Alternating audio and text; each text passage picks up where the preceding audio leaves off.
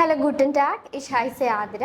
അപ്പോൾ നമ്മൾ ഇന്ന് ഡിസ്കസ് ചെയ്യാൻ പോകുന്ന ടോപ്പിക് എന്ന് പറയുന്നത് ഇംപറാറ്റീവ് എന്നാണ്. ഓക്കെ, അപ്പോൾ ഇംപറാറ്റീവ് എന്താണ് നമുക്ക് നോക്കിയാലോ.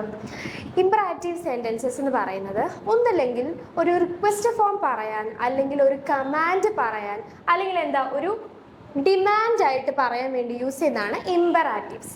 ഓക്കെ, അപ്പോൾ ഇപ്പോൾ പെട്ടെന്ന് വരൂ അല്ലെങ്കിൽ ഇരിക്കൂ എന്നൊക്കെ പറയാനായിട്ട് നമ്മൾ യൂസ് ചെയ്യുന്ന സെൻറ്റൻസസ് ആണ്, അല്ലെങ്കിൽ ഒരു സ്ട്രക്ചറാണ് ഇംപറാറ്റീവ് എന്ന് പറയുന്നത്.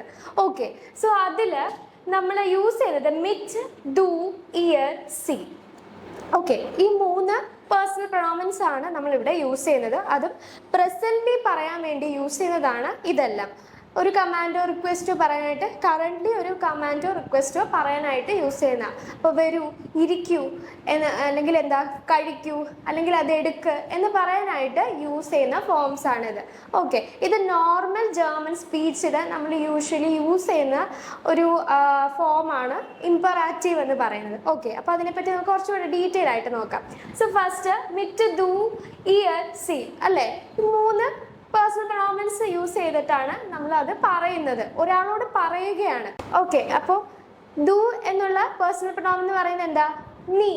അത് കഴിഞ്ഞ് ഇയർ എന്ന് പറഞ്ഞാൽ നിങ്ങൾ അല്ലെ, നിങ്ങൾ എന്നാണ് അതിന്റെ മീനിങ് വരുന്നത്. ലാസ്റ്റ് സി എന്ന് പറഞ്ഞാൽ താങ്കൾ. ഈ സി എന്ന് പറയുന്നത് നമ്മൾ കൂടുതലായിട്ടും റെസ്പെക്ട്ഫുള്ളി ഒരു കാര്യം പറയാൻ വേണ്ടിയിട്ടാണ് യൂസ് ചെയ്യുന്നത്. ഇപ്പൊ sits in C, come and C എന്ന് പറയും, വരൂ, താങ്കൾ വരൂ, ഇരിക്കൂ എന്ന് ഒരാളോട് റെസ്പെക്ട്ഫുള്ളി പറയാനായിട്ടാണ് നമ്മൾ ആ സി യൂസ് ചെയ്യുന്നത്. അല്ലാതെ ഡു എന്ന് പറയുന്നത് ഇൻഫോർമൽ വേയിൽ യൂസ് ചെയ്യാൻ വേണ്ടിയിട്ടാണ് പറയുന്നത്. നോർമലി നമ്മുടെ ഫ്രണ്ട്സിനോടാണെങ്കിലും അല്ലാതെ കൊളീഗ്സ് അവരോടൊക്കെ നമ്മൾ ഇൻഫോർമലി സംസാരിക്കുമ്പോൾ യൂസ് ചെയ്യുന്നതാണ് എന്ത്, ഡു.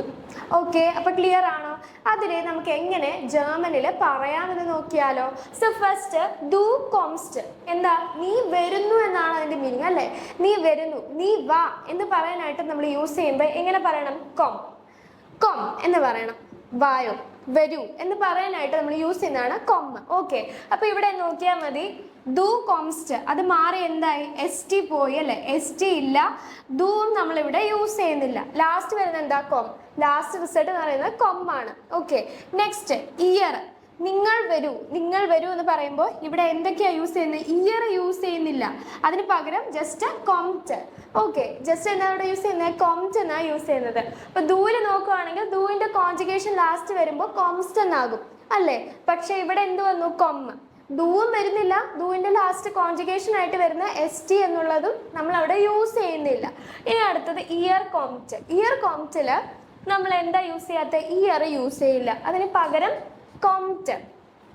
അത് മാത്രമാണ്, അതും ഇയറിൽ നിന്നും കൊമ്മന്റെ ഇയറിലുള്ള കോൺജുഗേറ്റഡ് ഫോം ആണ് നമ്മൾ അവിടെ യൂസ് ചെയ്യുന്നത്. അപ്പൊ ഇയർ കോംറ്റ്, അവിടെ കോംറ്റ് എന്നായി അല്ലെ, നിങ്ങൾ വരൂ എന്നാണ് അതിന്റെ മീനിങ്.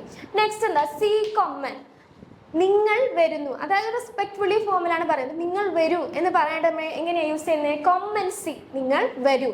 അപ്പൊ ഈ സി, ഇവിടെയുള്ള സീനെ ലാസ്റ്റിലേക്ക് നമ്മൾ കൊണ്ട് പ്ലേസ് ചെയ്യാണ്. അപ്പൊ എങ്ങനെ വന്നു? കൊമ്മൻ സി. ഇങ്ങനെയാണ് നമ്മൾ യൂസ് ചെയ്യുന്നത്, അതായത് മിറ്റ്, ഡു, ഇയർ, സി. ഇനി കൂടുതൽ എക്സാമ്പിൾസ് നമുക്ക് നോക്കിയാലോ. അപ്പൊ നമുക്ക് ഇനി എക്സാമ്പിൾസിലോട്ട് കിടക്കാം.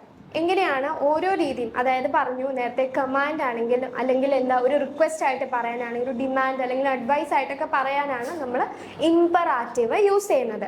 അപ്പോൾ ഓരോ ഫോംസിലും എങ്ങനെയാണ് ഇംപറാറ്റീവ് യൂസ് ചെയ്യുന്നത് നോക്കിയാലോ. സോ ഫസ്റ്റ് ട്രിങ്ക് സി ഡേൻ ടീ, ആ ചായ നിങ്ങൾ കുടിക്കൂ എന്നാണ് പറയുന്നത്. ഒരു റെസ്പെക്ട്ഫുൾ ഫോമിലാണ് പറയുന്നത് അല്ലേ. അപ്പൊ ഇവിടെ സി ട്രിങ്കിന് പകരം എന്തായി? ട്രിങ്കൻ സി ഡേൻ ടീ, നിങ്ങൾ ആ ചായ കുടിക്കൂ എന്ന് റെസ്പെക്ട്ഫുള്ളി പറയുന്ന കാരണം ആ വേർബ് എവിടെ വന്നു? ആദ്യം വന്നു.